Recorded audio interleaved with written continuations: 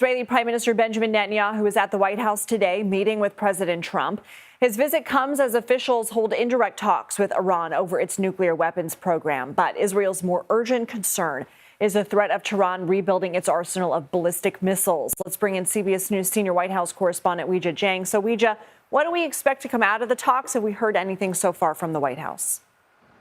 Well, Lindsay, just a few minutes ago, President Trump posted a pretty extensive readout of the meeting that he had with Prime Minister Netanyahu, who we know arrived here at the White House just before 11 o'clock today. And the president said that nothing definitive was reached other than he insisted that negotiations with Iran continue to see whether a deal can be consummated. And if it can, he says he let the prime minister know that will be the preference. And if it cannot, the president says we will just have to see what the outcome will be. He also brought up the last time he says Iran decided that they were better off not making a deal, and they were hit with Midnight Hammer, which, of course, was the stealth operation that the U.S. undertook to take out three serious main nuclear sites in Iran and really degrade their ambitions there. The president goes on to say that hopefully this time they will be more reasonable and responsible.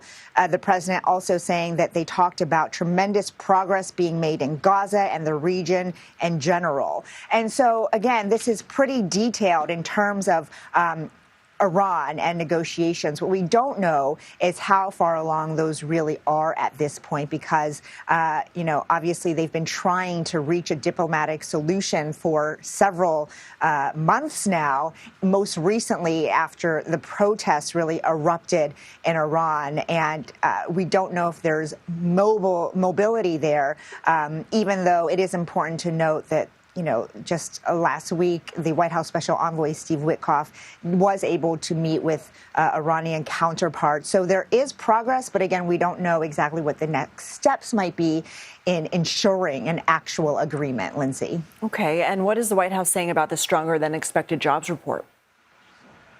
Well, the president is very excited. He also posted on Truth Social, great job numbers, far greater than expected. And so we anticipate that the next time we see him, he will be mentioning this, which will be in just a couple hours at a separate event about coal here at the White House. But of course, these job reports are something that the president has focused a lot on. And when he first came to office, they were extremely frustrating for him because they were not what he wanted them to be. And he actually removed the BLS commissioner who was in charge of putting these reports together. And there is an interim one.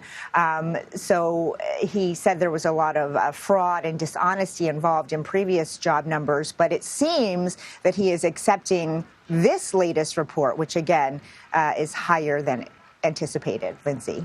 Weijia Jiang, thank you.